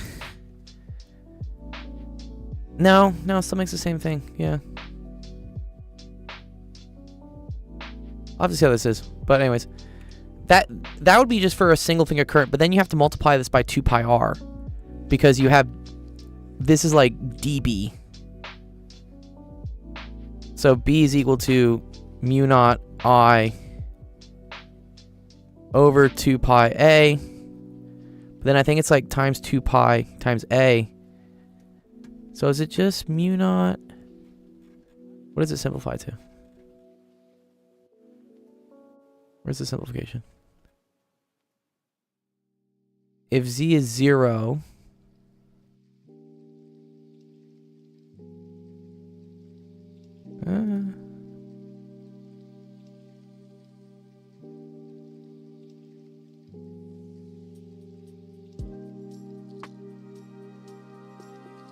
This is 1C. This is 1C. Yeah, someone's asking about a 1C question.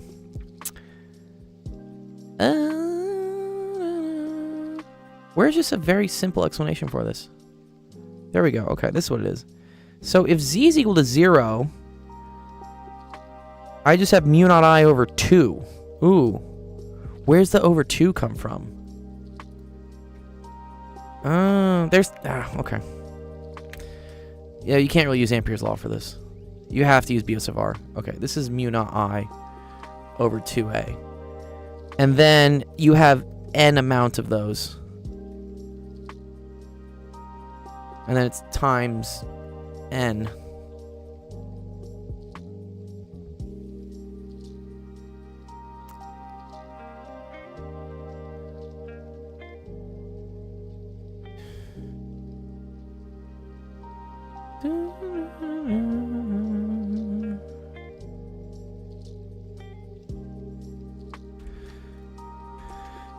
Let me see if there's a good explanation for this. One sec.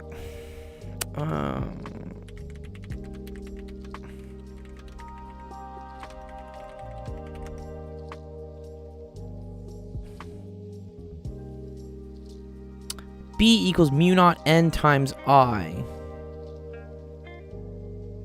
Yes, show me. Show me why. This is the way I wanted to do it. I wanted to do it this way.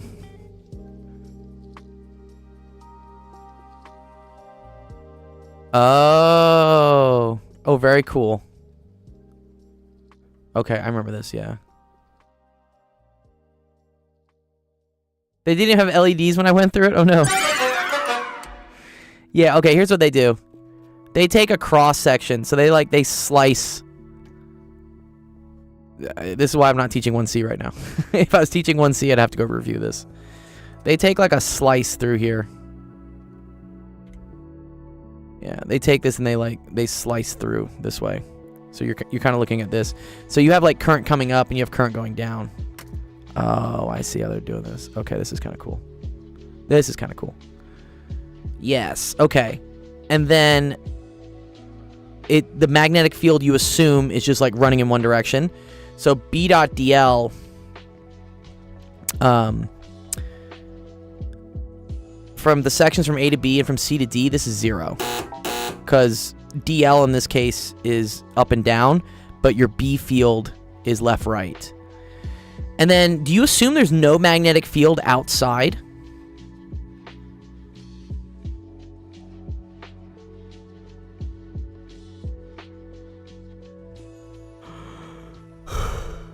AB and CD are 0 because they're perpendicular. Yes, the integral of BC is 0 because the magnetic field is 0 just outside the solenoid. Yeah, but why? Why is it just given?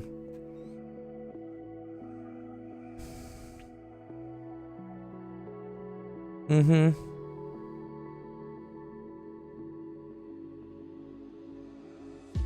Okay. And then, yeah, I enclosed is equal to the n times the length. But then if n is like loops per unit length, it's like n. Yeah, this is it. Big N is equal to NL. Then you just get mu naught n times I. It is. Yeah, it is. It is, Dr. L. Yeah, it is. Oh, and then we have like toroids. Oh, wow. This is cool. Yeah, these are all cool questions. Yeah. This, again, if you're watching this from my 1B class, that's what you have to deal with in 1C is magnetism. And honestly, I would have rathered that they put the electrostatics and the magnetism in one course. Like the E and the M from E and M in one course, because we wouldn't have done waves and we wouldn't have done fluids. We would have shoved that off for 1C. Because then I feel like we've already got you in the groove of doing like surface integrals, line integrals with electrostatics. So applying it to magnetics isn't like that much stranger. This is also why it's good to take 1C right after 1B.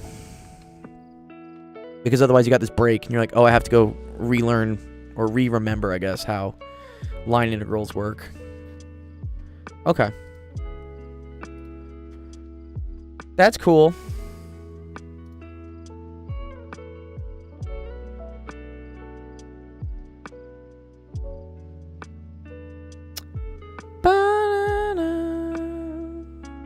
Okay.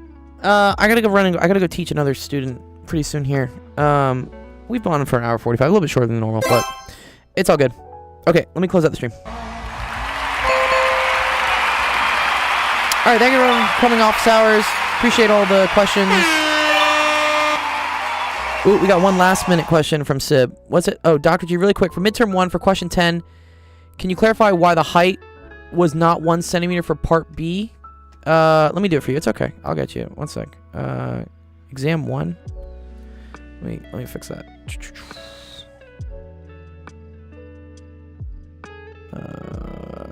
Exam 1. For question 10. No, you're okay. Part B. A small hole is poked in the wall of the center 2 centimeters below the bottom of the cube.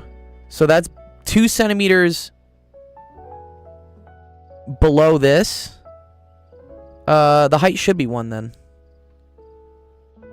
But when you're doing, if you're trying to do like Torricelli's law here, you count the amount of height of liquid above where your hole is.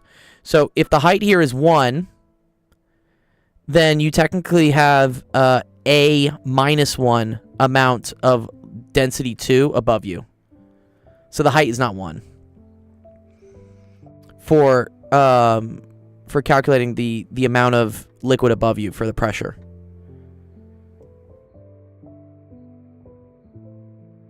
You're right that H is equal to 1 for the rho GH term, but when you're doing Bernoulli's law for the first part, which is like the P term, you have to do P atmosphere plus the height of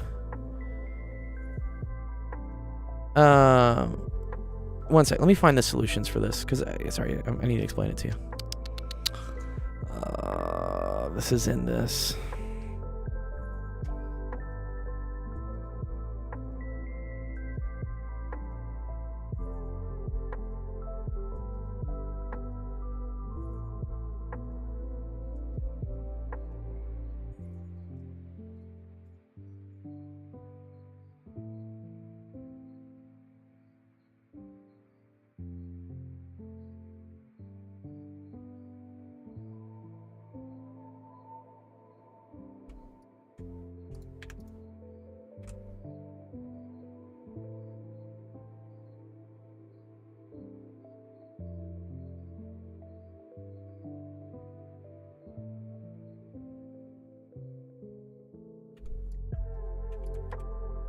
Okay, so we said that there's a hole poked 1 centimeter below, or 2 centimeters below this. Okay, so the hole is right here.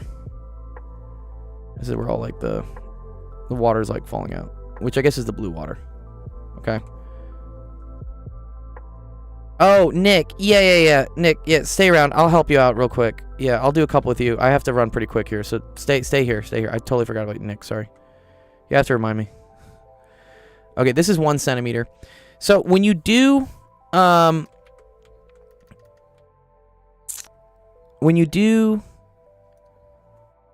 Bernoulli's law here, right? Remember, it's like P plus 1/2 rho V1 squared plus rho 1 G.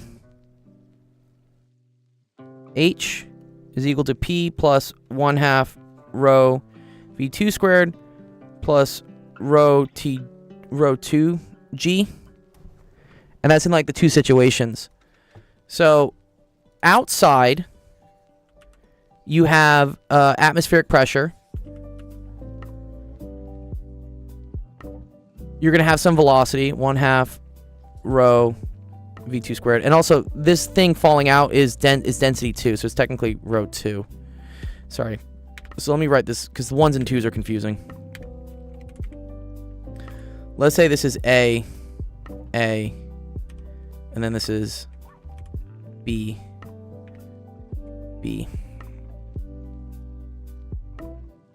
Okay. So this is rho 2, because it's the second fluid that's falling out, but it's VB squared. And then this is plus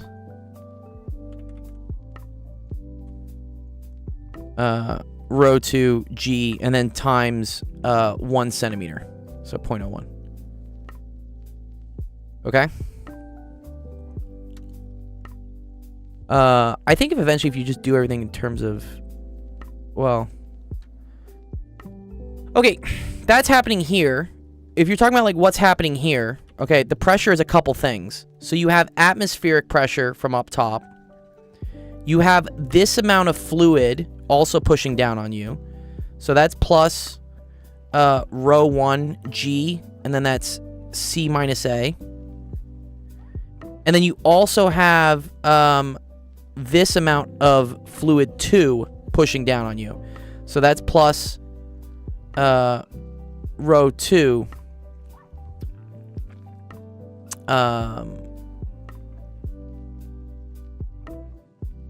And that would be rho 2G, and then this amount above you is A minus 1. And then also your height here is now plus rho 2G times 1, right, equals this. Watch what happens here. This rho 2G minus 1 cancels out with this rho 2G 1. So these two cancel. And so what you're left with, and again, the P atmospheric cancels with this. And we assume this was negligible. There was no velocity of the water going down. So then I have just rho 1 G C minus A plus rho 2 G A is equal to 1/2 rho 2 VB squared plus rho 2 G. And this is technically 1 centimeter. I think as long as we keep everything in centimeters, maybe it'll be fine. No. This is 1 centimeter. Okay. Okay, so the G's all cancel at least. And you get rho 1 C minus A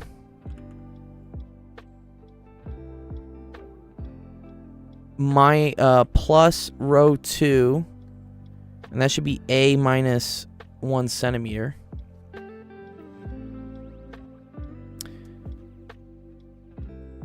And then where was this Y? Sorry, the height of the hole is at Y1. Right.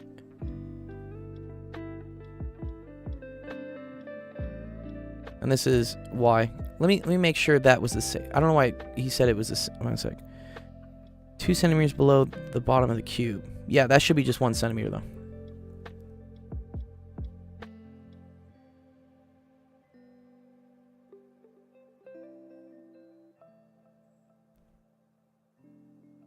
Okay.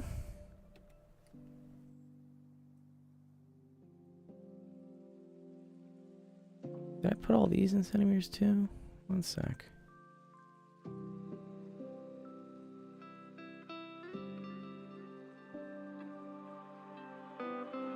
Okay.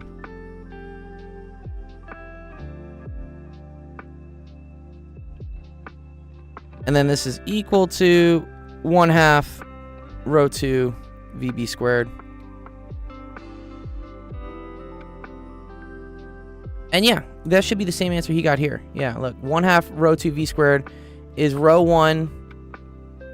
Oh, sorry, I can't cancel. There is no G here. Sorry, I have to leave the G's.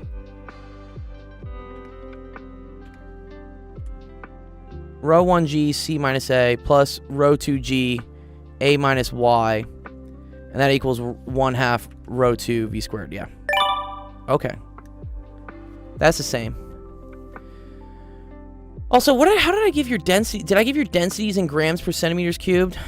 I hope I did. That's the only way this works. No, I gave it in kilograms per meters cubed. Oh.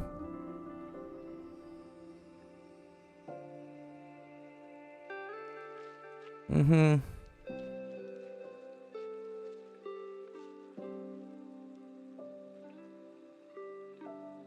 Yeah, looking at the answer choices here,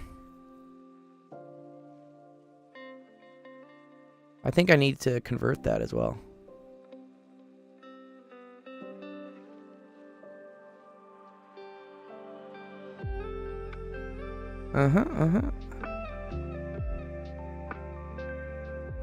Yeah, because we're dealing with meters. Oh, I did do that. I divided by 100. Okay, good. Okay. I was looking at my answer choices here. I was like, fuck, I hope I didn't screw this up. But no, I didn't. I divided by 100. Okay, good. Okay, so I did convert from centimeters to meters. Okay. All right. Sib, I know this is a mess. Does that kind of make sense? So, in this case, I don't think Y1 really depended on your answers. This was always just 1 centimeter. But the key thing is that in this term, you had to consider this, which was like the fluid above. So this is like 1 above. And then you had to consider this, which was the 2 above. And then, yes, now you get the rho GH term where you're 1 centimeter up. And then outside, you don't have any fluid above you. Yes, the 2 different densities for sure. But it's on the left side. On the left side of the equation, this term here, this P total, needs to include atmospheric pressure plus the pressure of the fluids on top of you. So here, you have atmospheric pressure pushing down, but you also have pressure from this fluid and pressure from this fluid pushing down on you. That all gets incorporated into this big P term. This then refers to, again, the height from where you're measuring the pressure, which is, yes, 1 centimeter up, which is going to be the same thing here. You're also going to be 1 centimeter up. But in this case, you don't have these other 2 terms bearing down on you. You just have atmospheric pressure. Yeah. Okay. All right, Nick, come by real quick. Come by real quick, and I'll help you with a couple because I really got to go teach in like 5 minutes.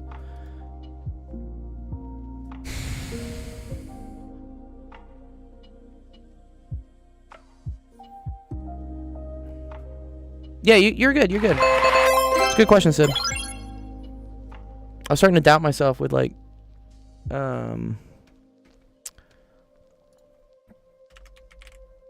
let's see if Nick will come by. Otherwise, Nick, I gotta go in like 2 minutes.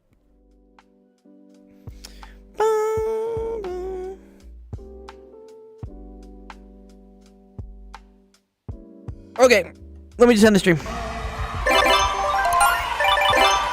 Okay, thanks everyone for coming by.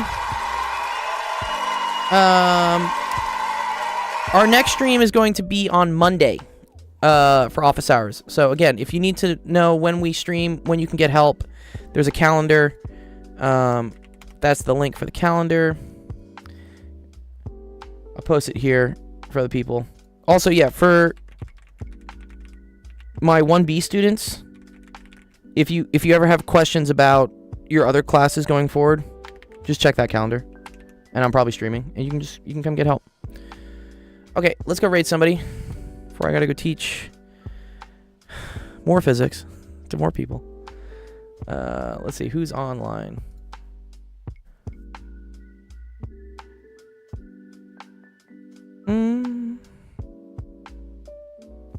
Sickish brain mush. Oh no. Okay. Go say hi to Moo Hoodles. Hope she's feeling better. Brain mush. I feel it. All right. Enjoy the rest of the weekend, rest of the week. Have an awesome time. We will see you on Monday. Peace.